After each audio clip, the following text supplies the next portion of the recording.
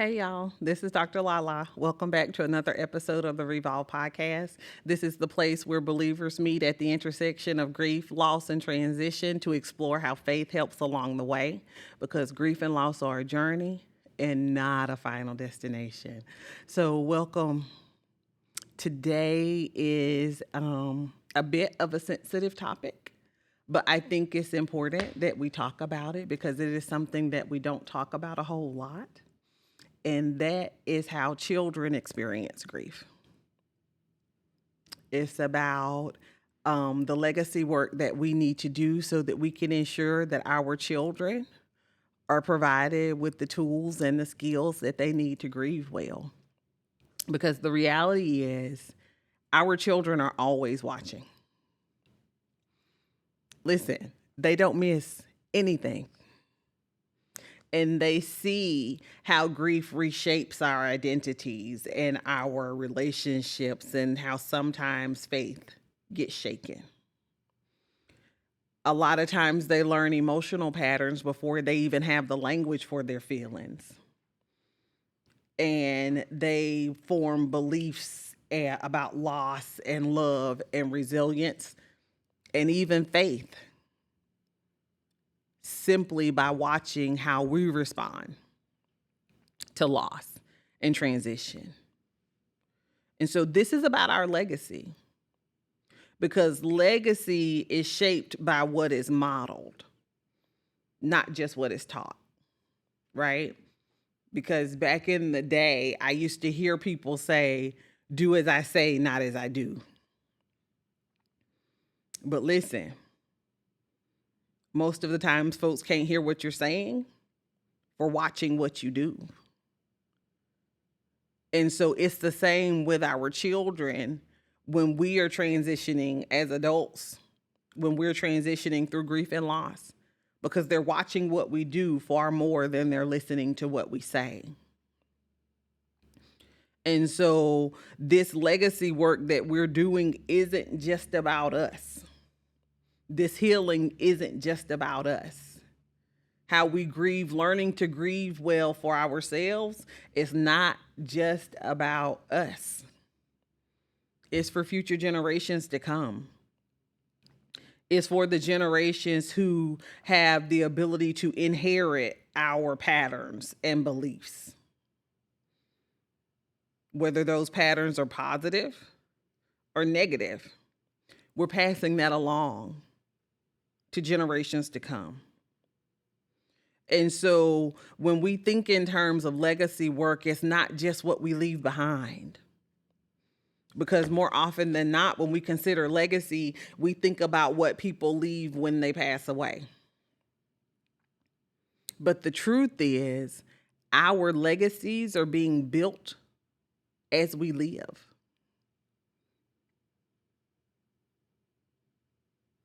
Yes. Our legacies are being built as we live. So no matter what happens after death, our children watch us in real time. So let's begin with what children absorb, even though we're not talking. Because listen, children may not have the language to express themselves. Children may not be able to voice what it is they're experiencing, but they don't have to have language for it to understand it and to be impacted by it, because they notice the silence after the pain. They notice that you've gone inside yourself. They know when there's tension in the home. And even though you and your husband may not say anything in front of them, they know something's not right. They feel the emotional withdrawal. They feel the change in how you feel. I can remember with my daughter, She was 9 when mommy passed away, and she turned 10 the following April. And one of the things that she tells me now is one of the biggest things for her when mommy passed away is that I felt different. Because for all intents and purposes, up until my mom passed away, I'm going to express it as my spirit felt light to her. But after my mom passed away, I was always sad. And bless her, she expressed it as my face was always melting. Bless her. She said my face was always melting. And it makes me emotional because at the time she didn't know that not only had mommy, her nanny, had passed away, but I had learned that her dad was being unfaithful, all within a 24-hour period of time. So I was barely holding it together with duct tape and crazy glue. Do you hear me? And so even though I didn't tell her what was going on at the time, she felt it. And she knew that it was something more than just Nani. She didn't know what it was, but she was like, something really bad is going on. But she didn't have language for it, right? Children also learn the unspoken rules about what they're allowed to say and what they're not allowed to say, what they're allowed to do and what they're not allowed to do. And then they also watch how we handle grief or we avoid it. Listen, Karis noticed everything. Everything. Do you hear me? Now she just turned 15. There are still conversations that we have where I learned something new. Some realization she had. Because that was a rough season for her. For her and me. For us. Okay? And there were things that I thought I was hiding from her.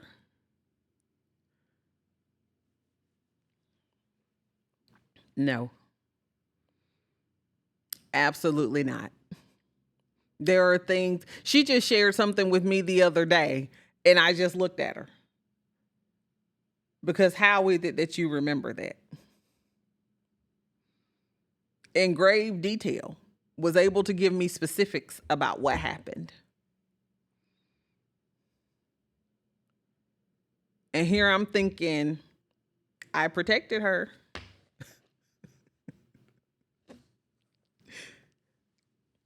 She didn't miss anything.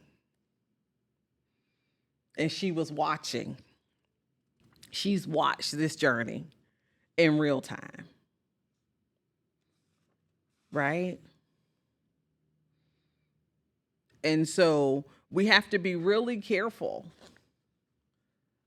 about how we handle grief. And I know I talk about grieving well, but it's important that we learn to grieve well, because when children watch adults suppress their emotions, it teaches them to hide how they're really feeling.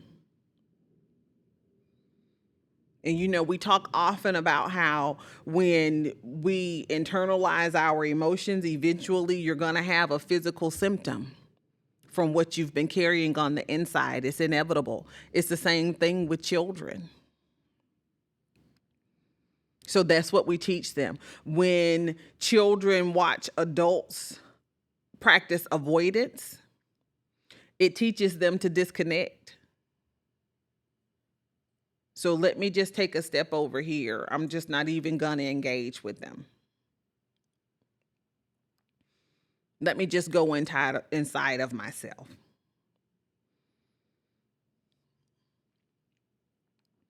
when children watch adults collapse, when they see us fall apart and not be able to function, it teaches them to fear grief. And I'll have a really transparent moment here. When my mom passed away, I actually did the opposite. I didn't fall apart. So much so that Karis believed that she had to behave the way I was. Because I cried, but at the same time, it was like, I got to keep going.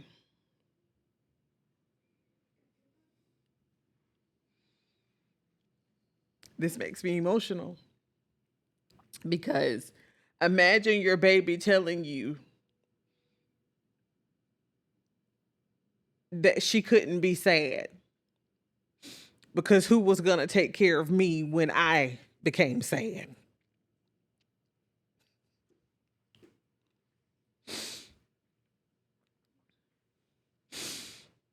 Imagine your baby telling you that, right? Thank you, baby. Imagine your child telling you they can't be sad because somebody got to take care of you when you finally get sad. That was her concern. Imagine. And here I am attempting to grieve well.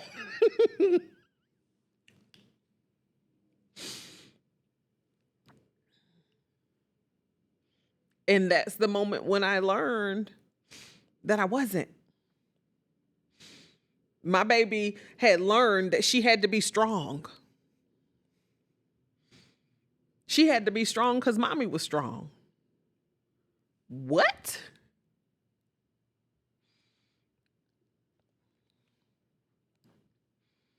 So imagine that type of conversation.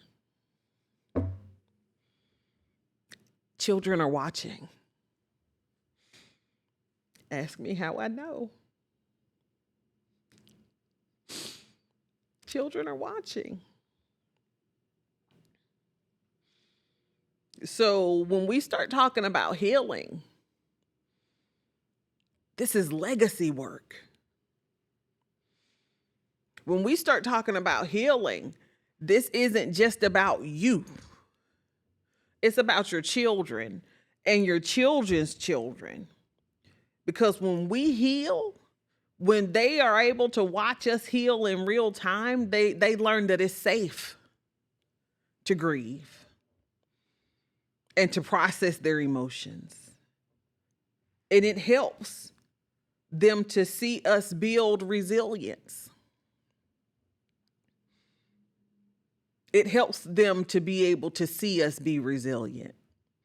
It helps them to be able to see us bend but not break. It helps for them to see us be human.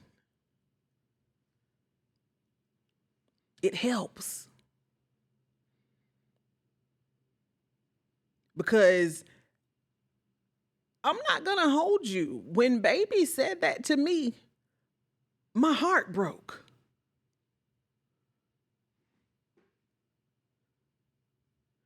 Me being strong unintentionally taught her that she could not be sad that her nanny died. Mommy was her person, her very best friend.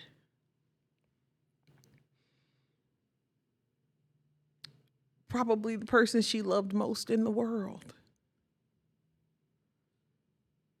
And something inside of her said, you can't be sad because somebody got to take care of mommy when she is. What? And honestly, it was at that moment that I decided that I had to learn how to grieve well. It was. And it was at that moment when I decided that it was imperative that I teach my daughter that there is strength in vulnerability, that there is strength in tears, that there is strength in softness, and that she don't have to be strong all the time.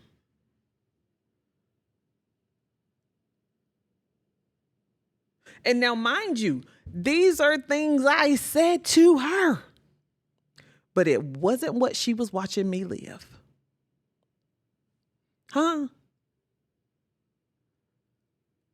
She wasn't seeing mommy do it. When the rubber met the road, she did not see me do it. So she did what she saw me do and not what I said. And I have spent the last 5 years trying to undo that. It's something we talk about often. We talk about it often. Because I don't want her thinking that strength is the expectation all the time. That it's expected for her to take a licking and keep on ticking. Absolutely not. No, ma'am. No, sir.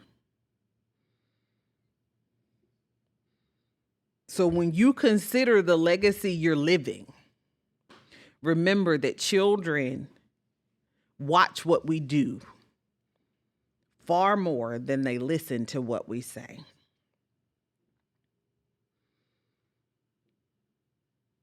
And so let's talk about how healing serves as generational protection. So what do I mean when I say that? Because your healing interrupts patterns, right? Because often we learn by what we see. So how you respond to grief, loss, and transition, more than likely it was what you saw. That's how you learn to do it. So when you heal, when you actively heal, you disrupt that pattern. You disrupt the emotional avoidance. You disrupt that unresolved trauma. You disrupt that silence around pain. You disrupt the shame that often comes from grief because you feel like you need to get over it. You disrupt that spiritual confusion, that belief that somehow God has forgotten about you. You disrupt that. You disrupt your dysregulated nervous system. You learn how to ground and recalibrate. When you learn how to do those things, you're able to pass that along. And that's how we protect future generations. What you're doing right now, it isn't just for you. It's for your children's children's children.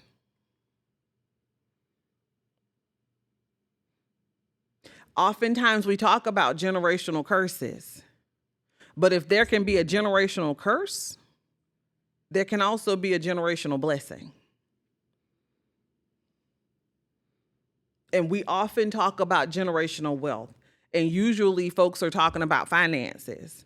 But I submit to you that generational wealth, mental health, it plays a part in that.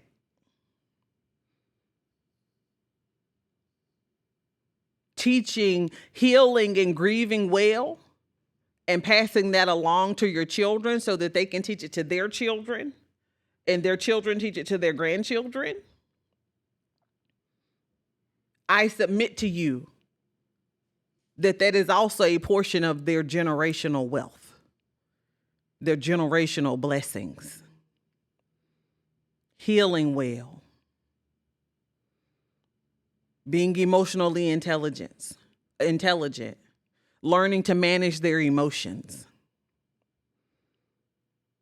Our children learn by watching. Healing is the blueprint for emotional safety and spiritual grounding and relational health. Healing is the blueprint for that. And here is what I know. If they watch you do it, they also learn to believe that they can do it as well. Because our children don't need us to be perfect. We're not going to be perfect on this journey. We're not. There's no such thing as perfection. But they do need models who are actively pursuing healing.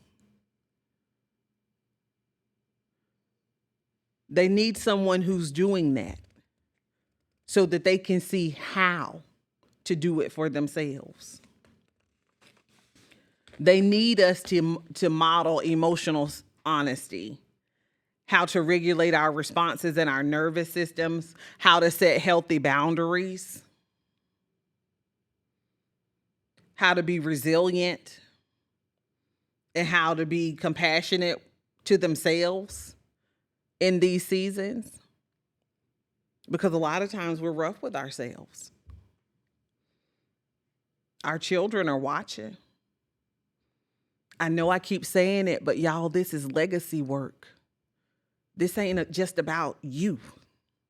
It's about your children, your grandchildren, your great-grandchildren. The healing that you do today could be the thing that saves your great-great-great-grandchild. Right? It's important that we heal in real time so the next generation doesn't have to carry what we carried in silence. That's why it's important that they watch us do it in real time.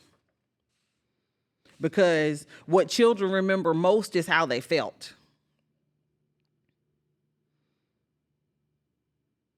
How seen they felt. How supported they felt, how adults handled their own pain. Those are the things that kids remember. They remember how the house felt when they came home. They remember if the house was filled with anger or if it was peace, if there was tension, if there was connection. Did they feel as though they had a connection with you, or did they feel like they were out in a boat in the ocean by themselves? Children remember how adults treated themselves. They also remember how you treat others, right? Children remember those things. They remember whether or not you lost your faith. If you began to question God, if you turned your back on him, if you became angry, if you walked away from your faith. Children remember. Those are the things they remember. And these memories are part of what shaped their beliefs and emotions. It's a part of what shapes how they view God. It also shapes how they heal, their healing journey. But when adults heal well, right? When they learn how to process for themselves, when adults are able to do this and model it for their children, this is where our children learn that their emotions aren't dangerous and that they don't have to be ashamed because they're grieving. This is how they learn that even in the midst of pain, that God is there with us and that he never leaves us alone.